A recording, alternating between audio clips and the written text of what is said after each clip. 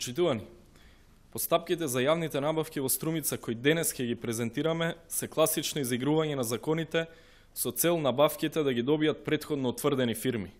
По правило, фирмите се одредот на блиските роднини и пријатели на Зоран Заев.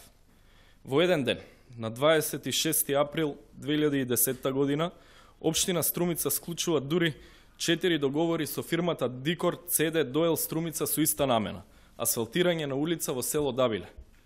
Оваа фирма е сопственост на Динчо Иванов, сопруг на пратеничката Цветанка Иванова.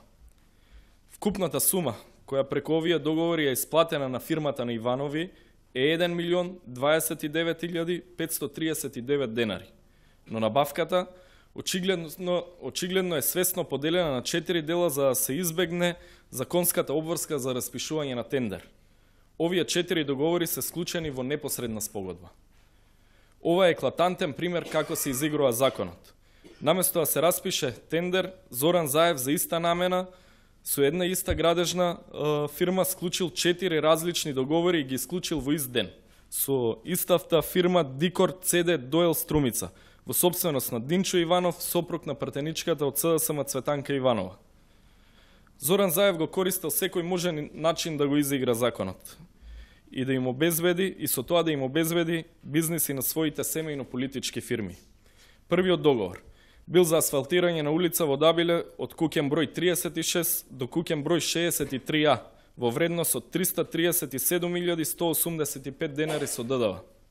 Вториот договор бил за асфалтирање на улица во Дабиле, внимавајте, од куќен број 9 до куќен број 12 во вредност од 205.000 денари со ДДВ. Третиот договор бил за асфалтирање на улица повторно во Дабиле од споменикот до куќен број 129 во вредност од 247.517 денари со ДДВ. Четвртиот договор бил за асфалтирање на улица во Дабиле, овој пат во должина од само 3 куќни броја, од куќен број 330 до куќен број 332. Овој договор е со вредност од 239.729 денари со ДДВ. Вака работи Зоран Заев. Вака работи и СДСМ.